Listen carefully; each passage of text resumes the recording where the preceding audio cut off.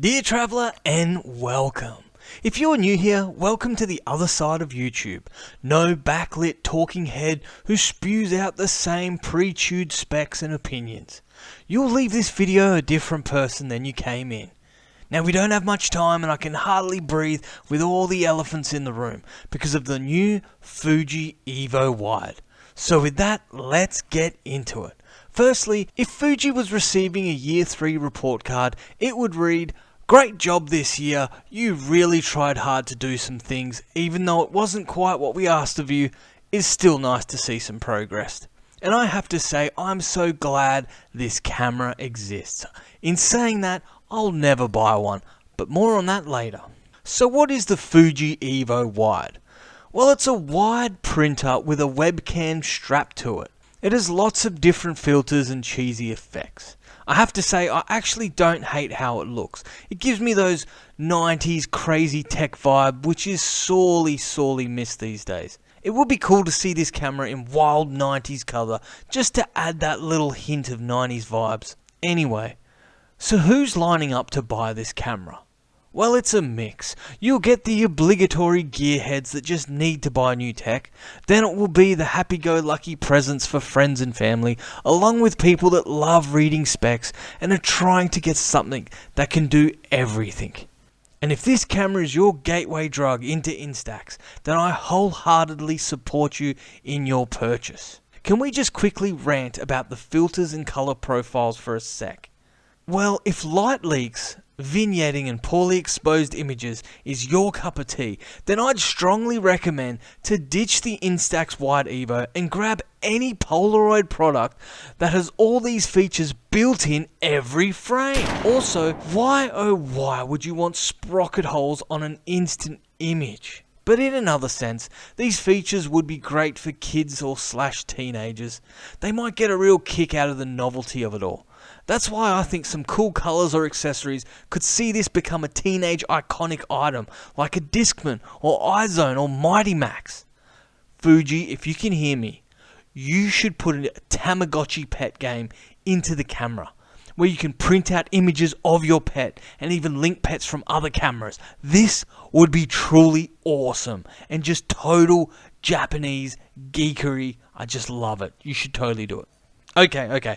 Elephant number one, the lens. This camera is equipped with a 16 megapixel 18mm lens or something like that. I haven't actually looked at the specs. But if you look close, it just looks like a doorbell camera strapped to a printer. And I guess there's nothing wrong with that as long as you understand what you're signing up for. You're not getting an X series camera strapped into a wide printer. That would actually be amazing.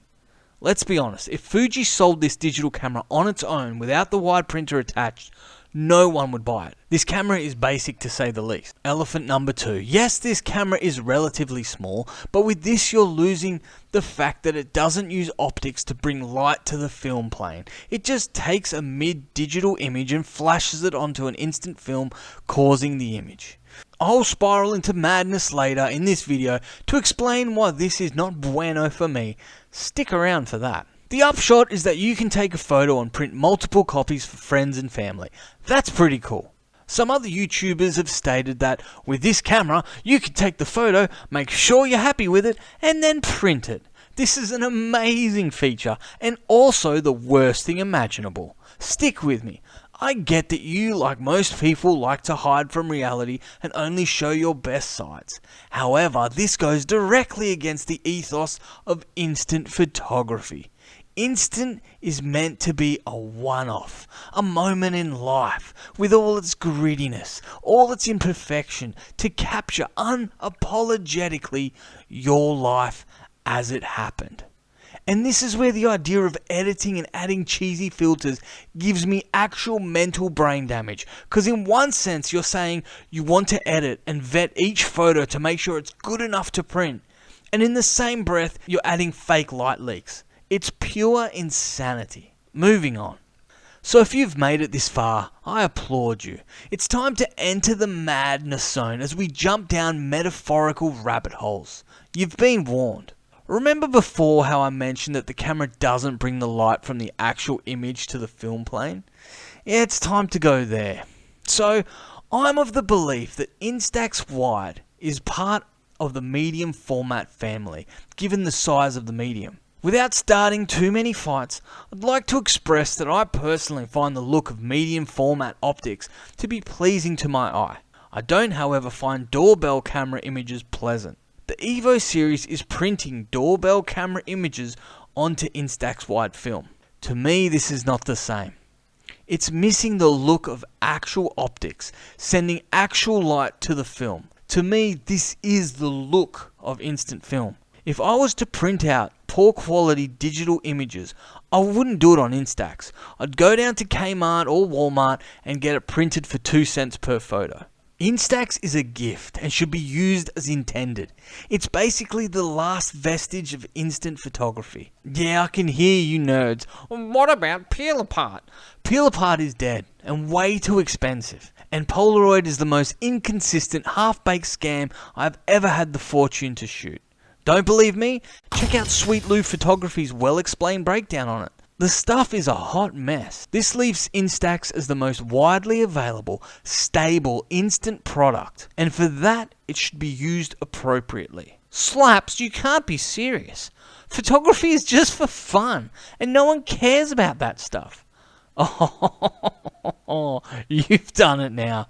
Oh, you've done it now, Buster Brown. Let's head down a little further down that rabbit hole. The Instax Evo camera captures your happiest family memories and converts it into ones and zeros. It then decodes that computer language and flashes a digital image onto your Instax Wide film, creating an image. Whereas the OG Instax Wide camera works very differently.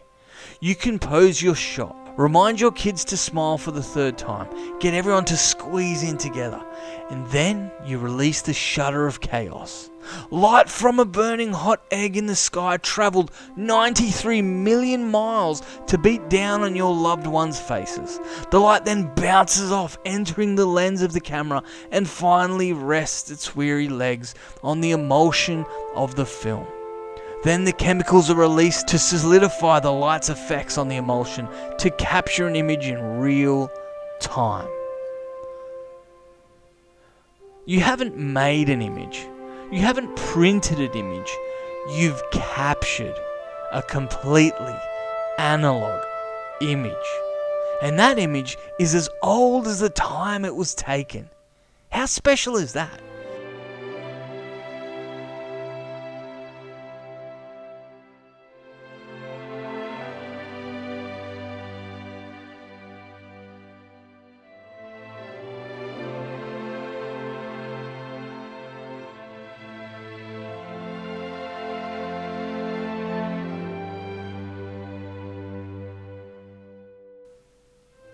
You have to really stop and appreciate that. What other format can you do the same?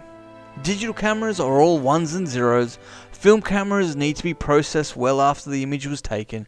Direct positive, well, yeah, you got me there. But how often do we have access to that? So yeah, I think Instax is something very special. And that takes us nicely back to the Wide Evo. It's not for me, but I'm sure glad it exists. Why? Because it further solidifies the wide instant format. It also gives us a piece of tech that I believe will be lost in time and quickly forgotten. That's when I'll swoop in and buy one for next to nothing and reveal its forward thinking. In a world where everything is a carbon copy of everything else, for better or worse, Fuji broke the mold. Well, that's all from me. Let me know what you think in the comments, guys, and as always, I'll be catching you on that there next one.